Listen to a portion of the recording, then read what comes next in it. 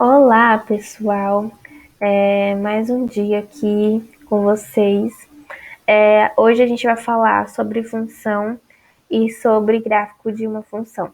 Além disso, a gente vai falar também quais são os tipos de função, quais são os tipos de gráfico de função. Tá bom? Bora lá?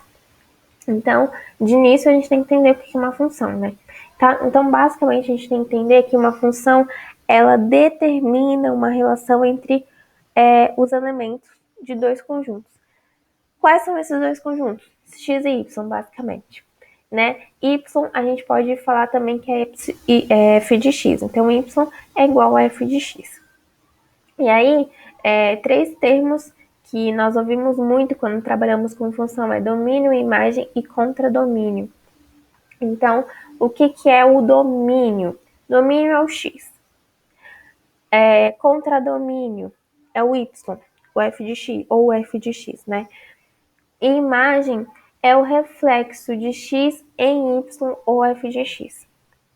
Então, um exemplo claro é a gente acorda de manhã e vai e se olha no espelho. Nós somos o domínio, nós somos o x. O espelho é o y, então o espelho é o contradomínio. O que a gente vê no espelho é o reflexo da nossa imagem, né? Ou é o reflexo de nós. Então, isso é a imagem da função, entendeu? Então, o contradomínio é um conjunto, que é o y. Então, o contradomínio é o espelho. A imagem é o que ele tá, é o reflexo. Então, o que ele está mostrando? Nós. E o x somos nós, beleza? Aí, mas a gente tem que lembrar também que o y ele só não vai estar somente composto por reflexos do x. Ele também pode ter elementos jogados, que é como a gente vai ver agora. E agora a gente vai falar sobre os tipos de funções.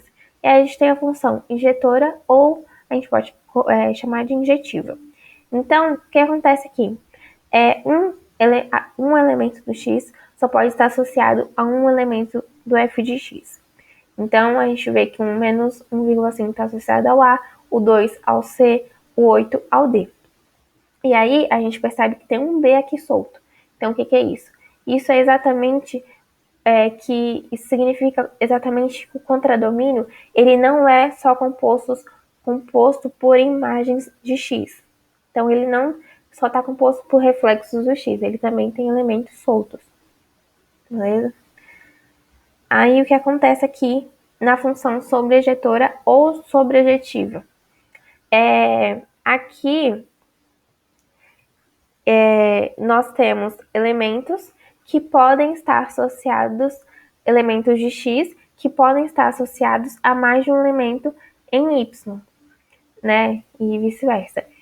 E só que o que acontece aqui? Lá na anterior, na função anterior, que é a injetora, aqui, tem um B sobrando. Aqui não pode ter elemento sobrando, entendeu?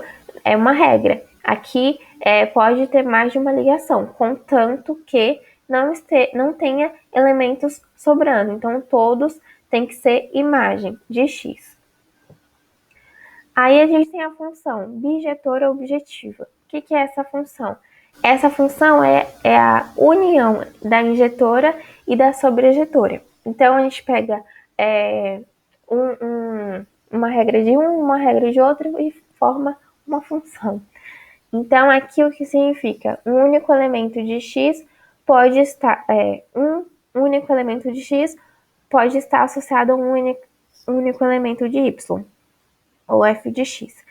Entretanto, não pode ter elementos sobrando nas duas funções, beleza? Então, é isso. Aqui, na primeira, a gente tem que um elemento de x tem que estar associado a apenas um elemento de y. Na 2, os elementos de x pode estar associado a dois elementos de x, pode estar associado a um elemento de f de x, contanto que não tenha elemento sobrando. E aqui, é a união disso. Então, aqui, um elemento de x tem que estar associado a apenas um elemento de f de x. E não pode ter elemento sobrando. E é isso aí. E aí, agora a gente entra na construção do gráfico de uma função. E agora eu percebi que está escrito construção errada. Perdão, pessoal. Na pressa de escrever, eu me perdi. E aí, a gente tem que entender, né, antes de tudo, o que é um plano cartesiano. Bom, o plano cartesiano, ele é composto pelo eixo das coordenadas x e y. E aí, ele tem coordenadas x e y, na verdade, né? E aí a gente tem os eixos das ordenadas, que no caso corresponde ao y, e o eixo das abscissas, que corresponde ao x. E aí, gente, quando a gente está na vertical, indo para cima, é o y positivo. Quando a gente está indo para baixo, é o y negativo. Quando a gente está na horizontal para a direita, é o positivo. Quando a gente está indo em direção à esquerda, né, para trás, é negativo. Beleza? E aí, a gente entra no passo a passo dessa construção de gráfico. Então, a gente tem que determinar valores para x. Então, o professor vai lá e te dá uma função. Então, essa função y é igual a x mais 1. E aí, a gente vai dando valores aleatórios, né, para construir, simplesmente para construir um gráfico. Então, a gente pega o y igual a x mais 1 e a gente dá valor para o x. Então, aqui a gente tem 0, 1, 2 e 3. E aí, aqui, o que a gente faz? A gente substitui esse x. Aqui é y igual a x mais 1. Então, aqui, onde eu coloquei 0 no x, a gente vai colocar y é igual a 0, 0 mais 1. Então, y é igual a 1. Aqui eu coloco y é igual a 1 mais 1. Y é igual a 2. Y é igual a 2. Então, y é igual y é igual a 2 mais 1. Y é igual a 3. E assim por diante. A gente vai dando valores para construir esse gráfico. E aí, o que acontece aqui? O x é igual a 0. Então, aqui, né, na representação aqui, é 0. E depois da vírgula é o y. Então, qual é o valor de y? O valor final, 1. Então, aqui é 1, aqui é 2, 3, 4. E assim por diante, para construir o nosso gráfico. Depois disso, a gente encontra os pontos, né, os pares ordenados no plano cartesiano. Então, a gente tem 1,01 ou menos 1,0. Então, o que é o zero? É na linha. Então, se for 0, é o y. Por que 0 é o y? Porque ele está depois da linha. Então, a gente sempre lembra que depois da linha é o y e antes da linha é o x. Então, se y é o 0, ele não vai nem para cima nem para baixo, ele vai continuar na reta. Então, menos 1 está aqui. Aqui, o x é 0 e o y é 1. Então, vou estar na reta também.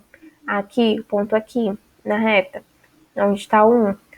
Aqui, 2 e 1. 1 é o x, então a gente pega aqui, ó, o ponto aqui, e sobe até o 2, que é o que está determinado aqui. Então, y é 2, a gente sobe até aqui e encontrou o ponto, outro ponto. E assim por diante que vai construindo o gráfico. E aí a gente traça o gráfico, e aí a gente tem uma função. E aí a gente entra nas principais funções. Quais são essas funções?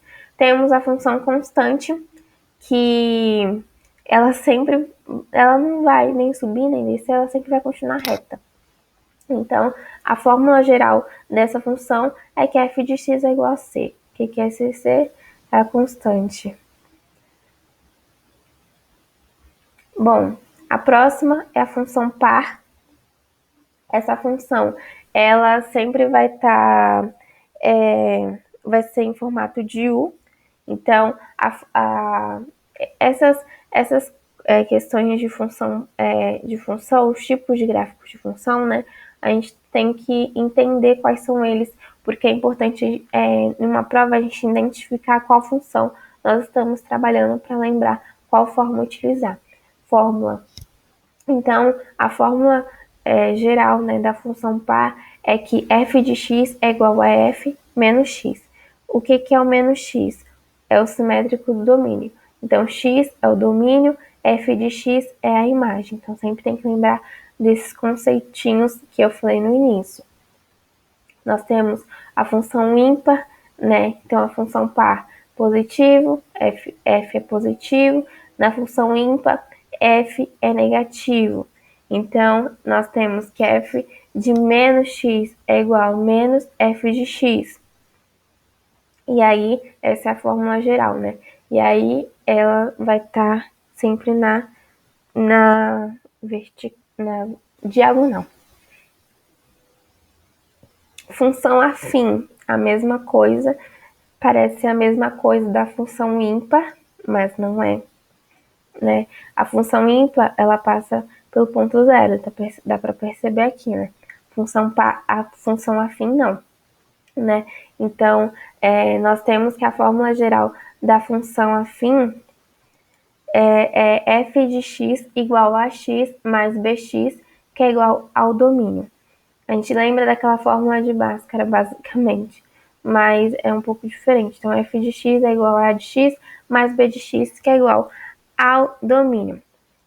Então, a gente tem que sempre lembrar que x, observar que o maior grau da variável x, né, que é essa linha aqui, deve ser 1, beleza? A gente tem a função linear, que ela é mais deitada, ela é na diagonal mais deitada, né? E aí a gente tem, e ela é composta por uma função do primeiro grau. E aí a gente tem que a fórmula geral da função linear é f de x igual a de x. É uma coisa chata, de ter que lembrar tanta fórmula, tanta coisa que uma é de U, outra é inclinada, outra é na horizontal. É muito chato, gente. Mas com o tempo, se você vai fazendo exercício, você vai pegando a manha, entendeu? Então a gente tem a função crescente, que ela é basicamente parecida com a função afim e com a função, qual é o nome? Ímpar, mas não é igual, tá, gente?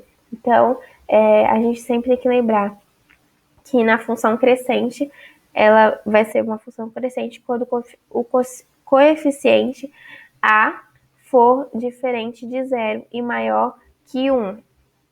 Então, é importante a gente saber disso, que a ela tem que ser maior que 1.